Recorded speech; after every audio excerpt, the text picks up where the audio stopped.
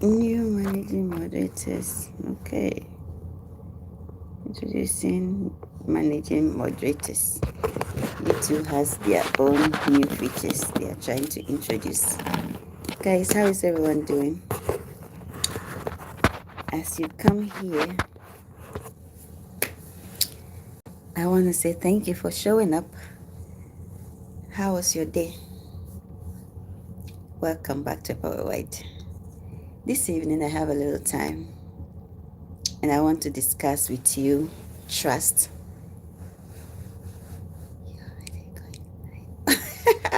I've been going live, yeah.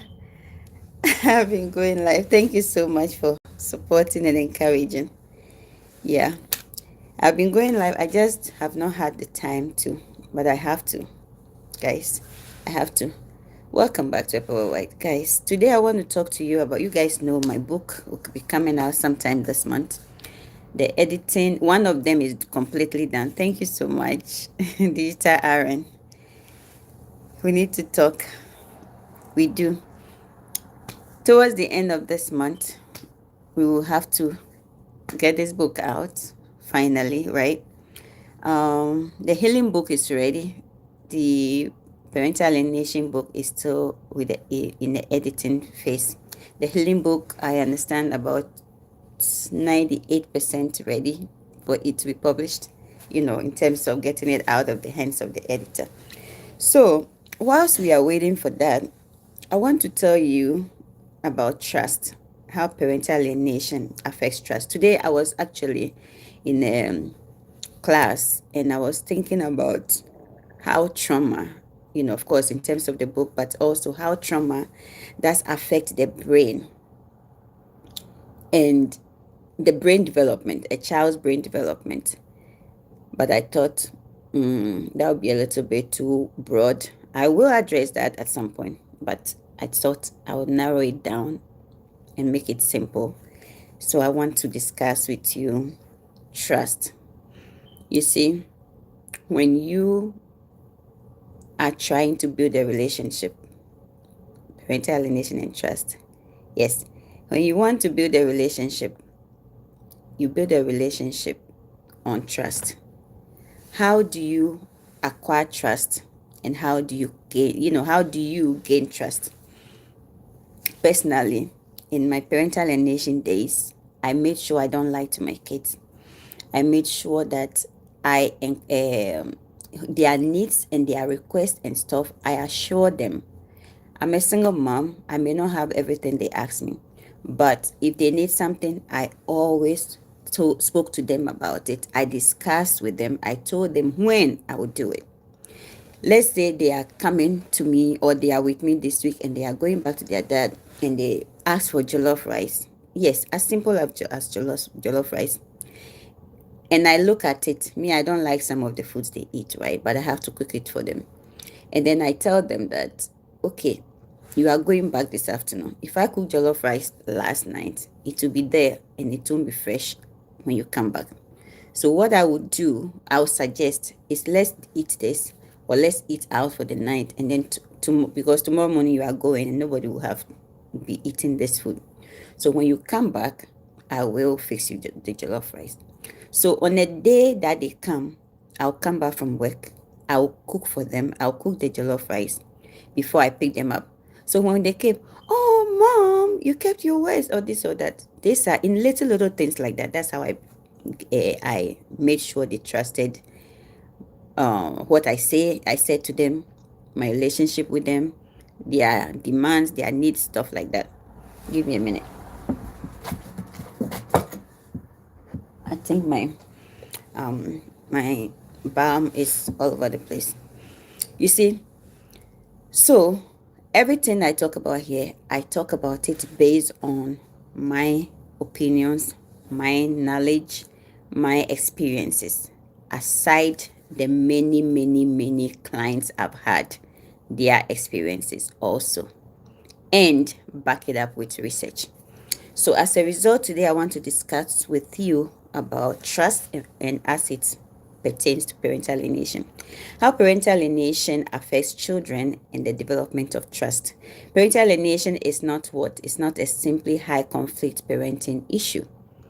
If you have been in this situation, you have experienced parental alienation, you know that it's not just a conflict that you go to court and deal with. It's also a relational issue. It affects more than just you, the person dealing with it, or the kids. The people that endures you may think you as an adult, you are the one dealing with it.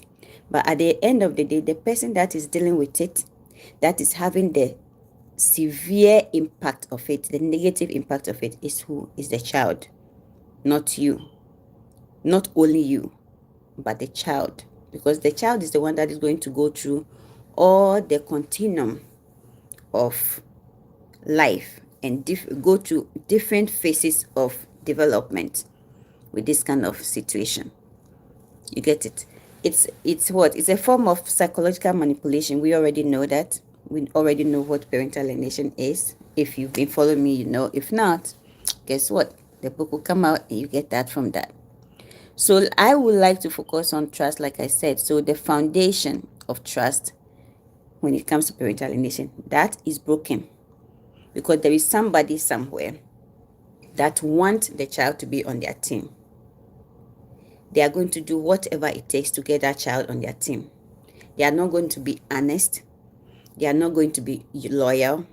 The child cannot even rely on them.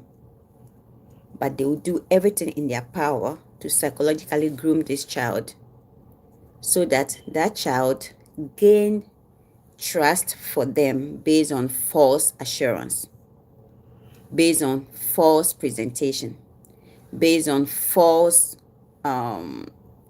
everything they do is nothing honesty associated to it. The child will gain that trust for them. How do you think it's going to impact the child in the world at large, with them, their relationship with people and themselves, their relationship with their colleagues, their relationship with their friends? How do you think this is going to affect the child throughout their lifespan? You get it? A child's first experience of trust comes from who? You know, when you're talking about Erik Erikson psychosocial development, right? You talk about trust. What is the stage that the child develops trust?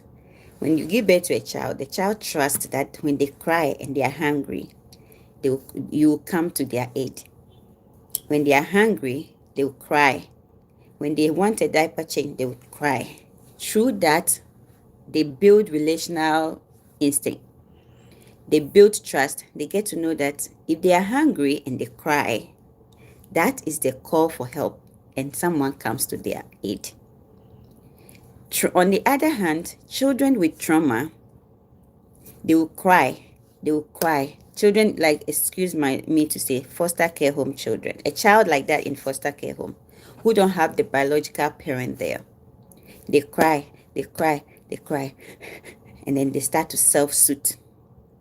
Attachment disorder. That can result in an attachment disorder. A child that cries and gets help and gets a response and gets human being to come and touch them and console them and comfort them, they build healthy attachments.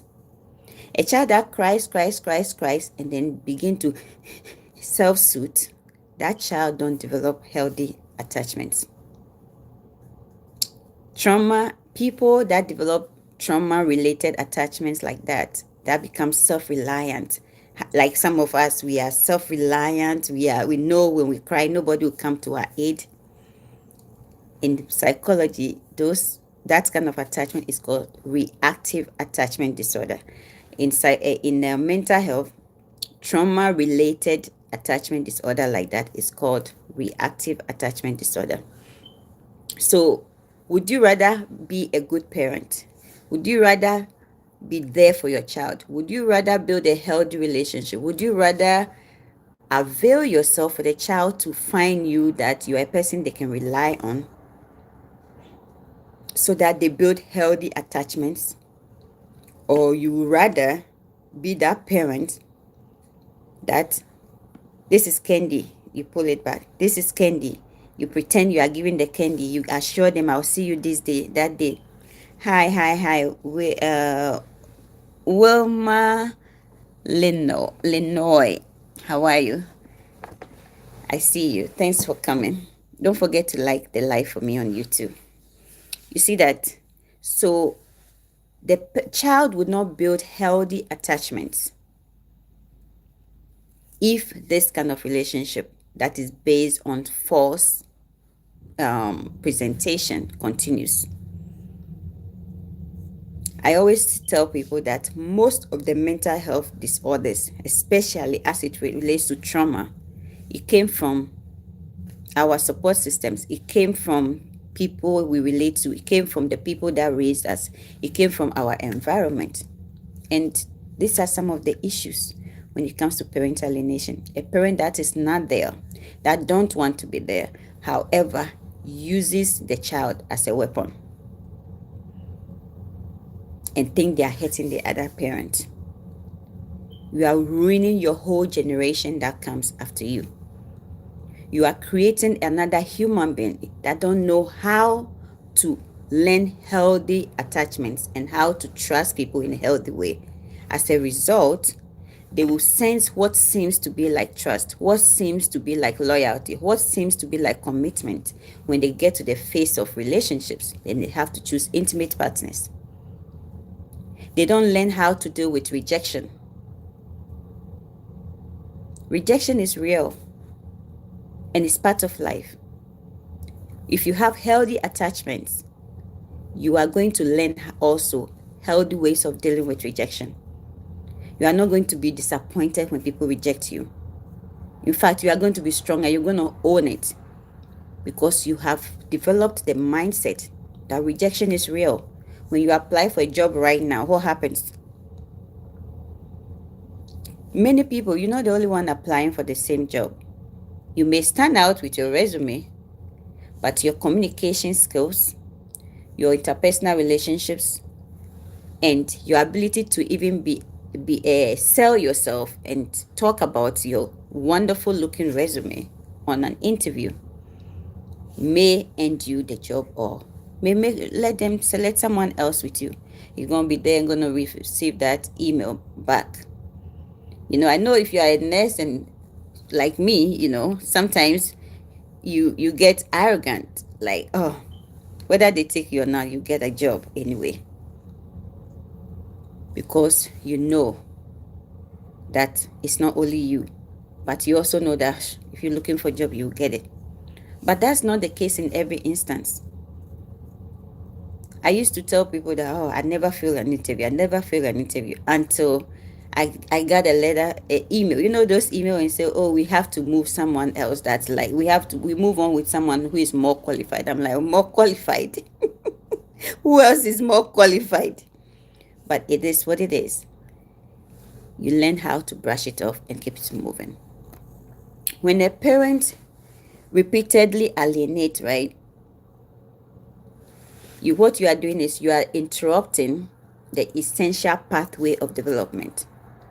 You bad mouthing the other parent. Indirectly, you are teaching the child that they shouldn't trust the other parent. They shouldn't trust what the other parent is doing for them. Understand that when it comes to parental alienation, it's not like the other parent has done anything wrong. No. The child and the other parent have a great relationship. It is just that somebody standing somewhere, say in the form of another parent or a family member or whoever, just hates the fact that this child have this healthy relationship with their other parent.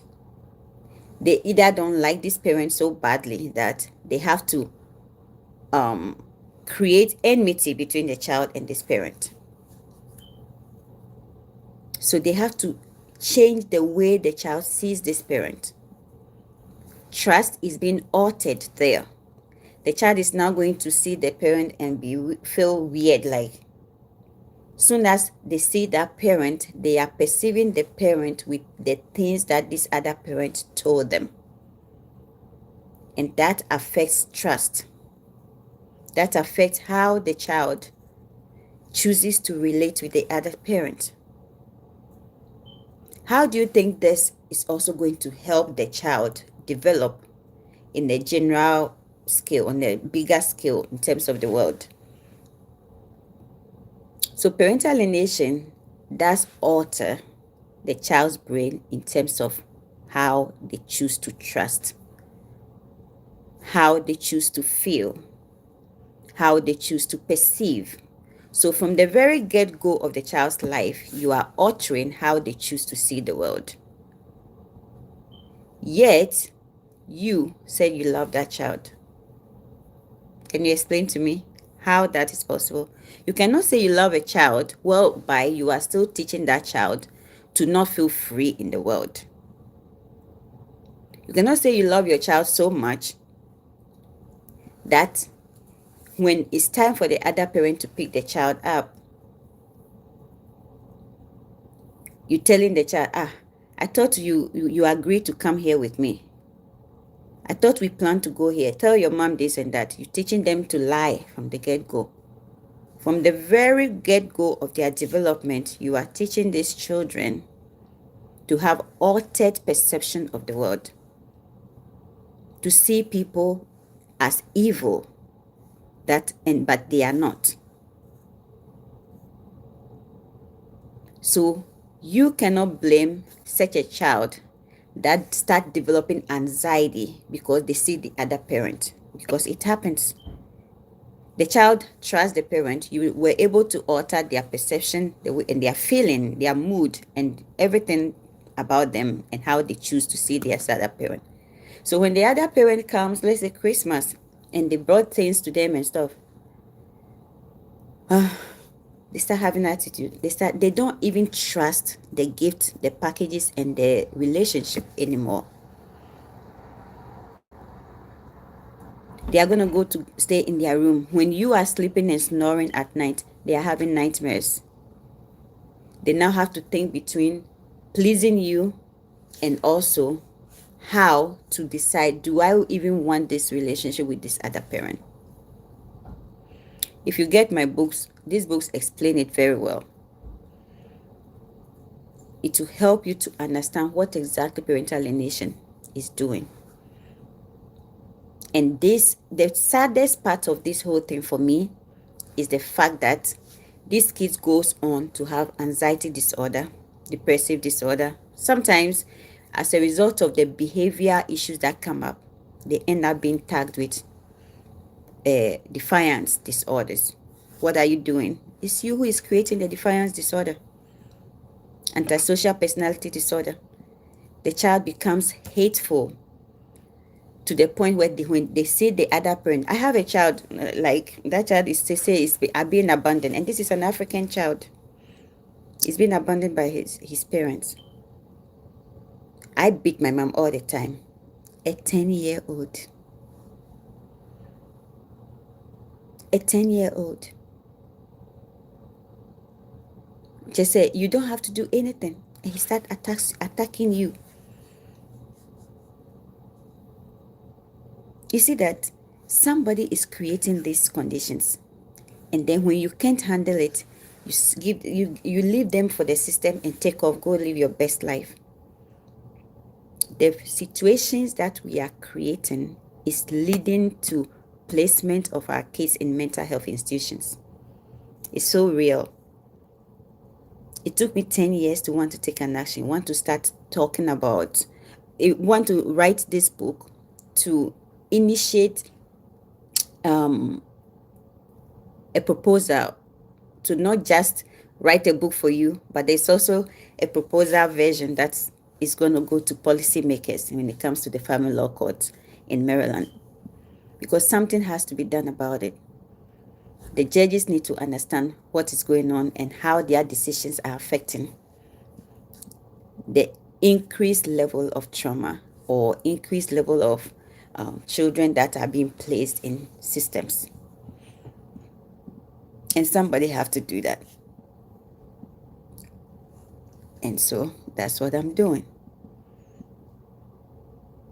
You creating that environment that creates the inability of the child to trust somebody or trust the other parent. Guess what it's doing? It's blocking communication. Our children these days, they are unable to elaborate themselves. They are unable to express themselves. They are unable to share their feelings, communicate their exact feeling. Like, instead of talking and expressing how they feel and you talk about it with them, they withdraw. Never mind. And this is not just your kids, my kids too. You're talking to them, never mind. No, let's talk about it. What can I do to help? This is going on. I see this and that is going on. Is there something I can do to help? Open conversations, open-ended questions. You get it? So it's blocking communication. It's blocking the kids' ability to communicate. Why? Because they don't trust the other person to even listen. I have kids that told me, I don't, even my children too, right? I don't want someone like my one of my kids told somebody that he don't want to do something because he don't want me to influence the person. He don't want the person to think I'm right. And that was when I sat down and reassessed. And then I had a conversation about it. So you see, what are we doing as parents to resolve these relational issues, communication issues? And that's why I'm always explaining the why behind situations. When it comes to my kids, I'm always explaining why this was done, why this is this, why this is that. Because that is what has helped. If the person understands the why, they are able to be more acceptance of your suggestions. You get it? Another thing that trust hinders is what? Demands for loyalty. You are creating enmity so that the child don't trust the other person. But you are creating an unhealthy attachment here and then an unhealthy detachment. You don't want the child to have a healthy attachment here, but you are pulling the child to come and attach to you in an unhealthy way.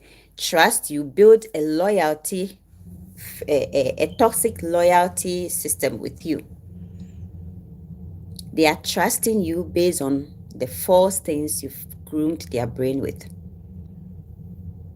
And you don't want them to trust the other party who is either being honest or just wanting a genuine, healthy relationship with the child. You see that? You rewrite their memories. Why would you want to rewrite a toxic memory? Their memory that, is genuine, is like organic, is innocent, is naive. They are unaware of their environment they are developing. Instead of you creating a healthy developmental relationship and developmental growth pattern in them, no, you are creating an unhealthy attachment. They should trust you. They should hate the other person. They to build this loyalty with you. I remember when I was told that said I should tell them this and that and that.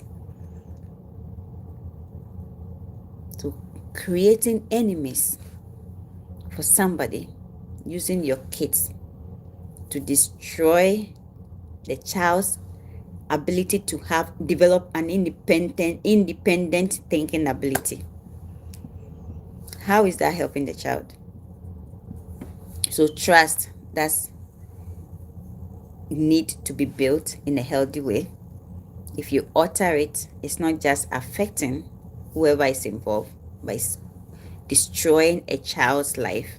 And this child is going to grow up, have an unhealthy way of dealing with people because of the lack of trust. Chronic stress activation, that's another thing that trust does. Because when they see the other person, it activates their nervous system. It gets them to be scared. It gets them to wonder. It develops panic attacks and anxiety. It increases anxiety, and if you are not careful, it develops panic attacks in the kids. Yes, when the kids see the other parent, such kids can even go on and have, this is some of the signs and symptoms of trauma, PTSD. They can go on to have sleepless nights and nightmares because they have remembered what happened during the day. They can sleep and they can yell out of their sleep. They have remembered that during the day, this person that you told them to hate so much, you created any unkind situation within their heart towards this child has been exposed to that person, and instead of the child relaxing to inhale and embrace that relationship, they see everything negative with it, and that negative thought stays on their mind and they go to sleep with it. And this child is going to wake up the next day to go to school. How is this child going to relate? How is this child, supposing have an exams, going to sleep, have a sleep, relaxed night, wake up and go to school and do well on exams? So take note that creating this unhealthy relationship with the kids affects the ability to trust, and the lack of trust also creates negative memories, rewriting memories that are not healthy. As a result, anxiety, panic, their nervous system will always be reacting. They can never relax. They will become warriors. If I love my mom, my dad is not going to be happy. If I love my dad, but I want both of them.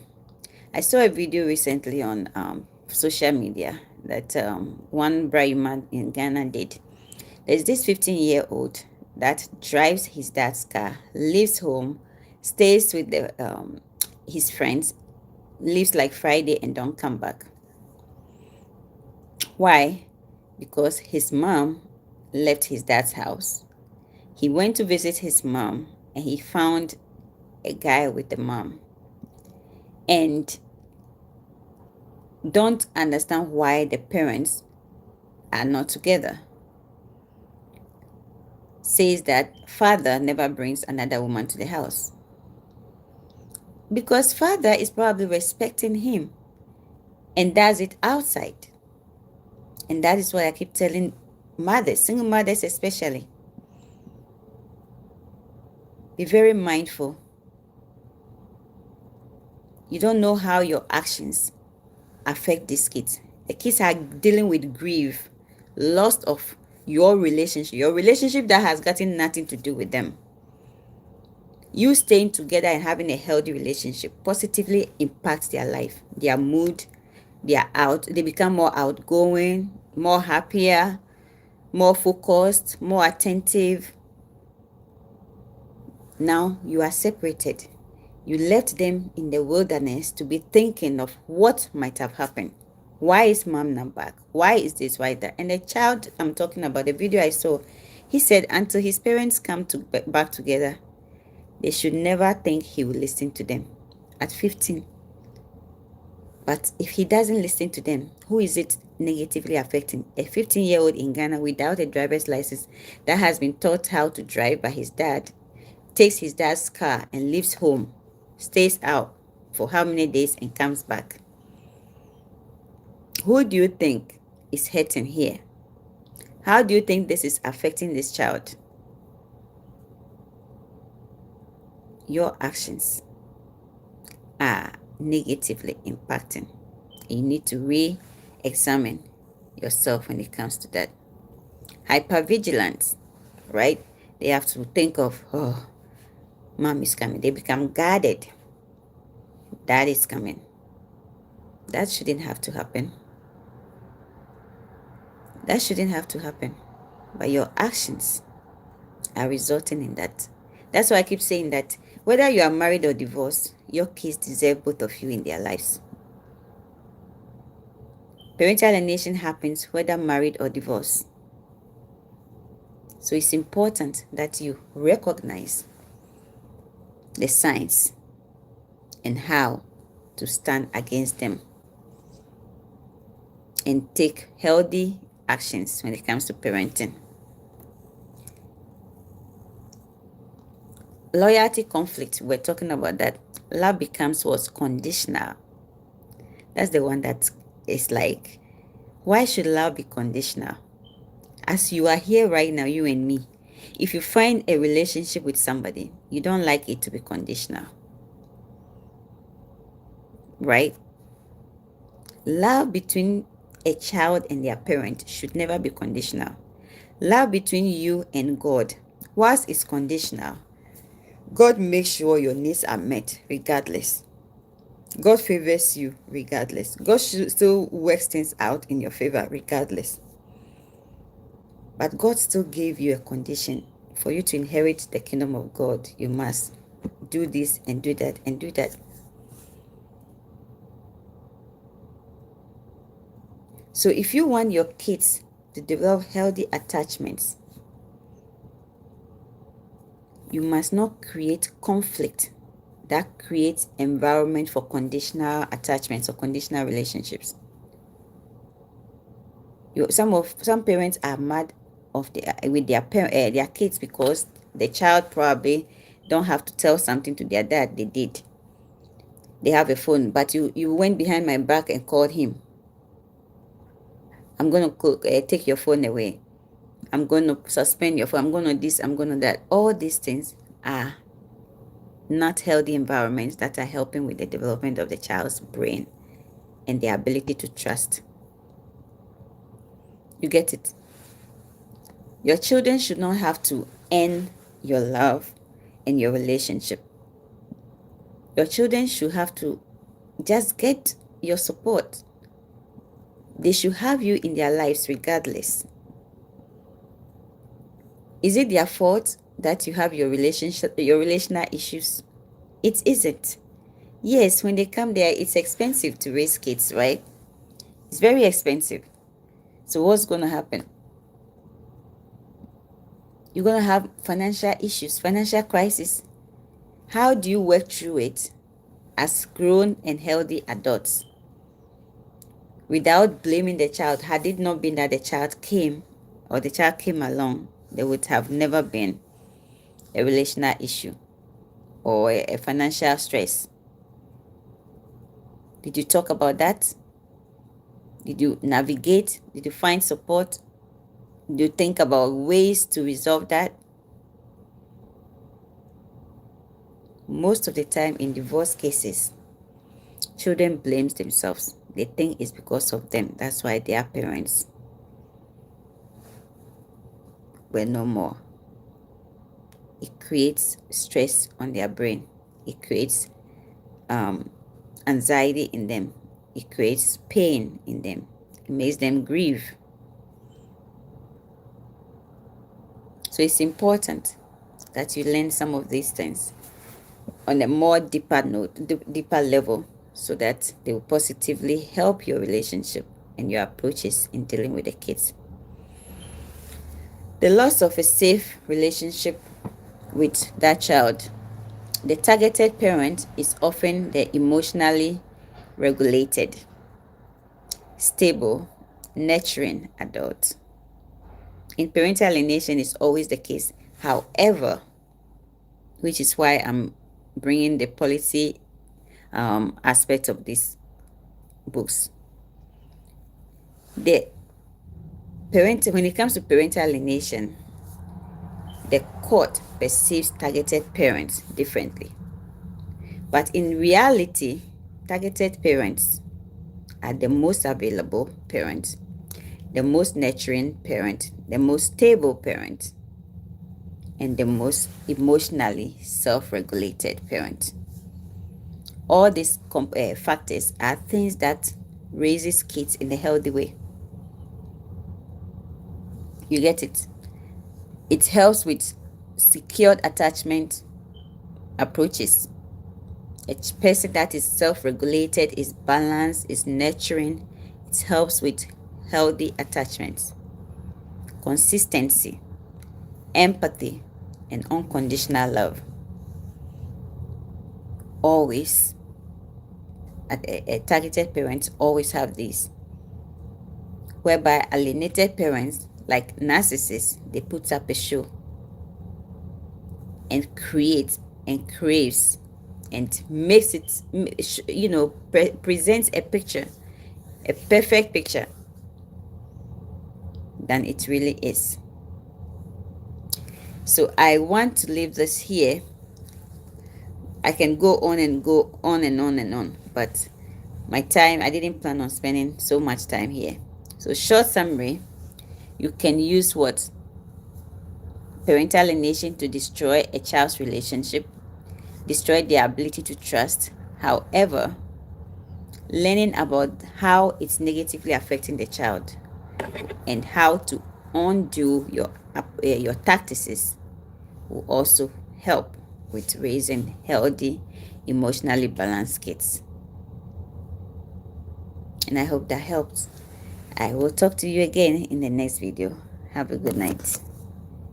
I will start with and then here on YouTube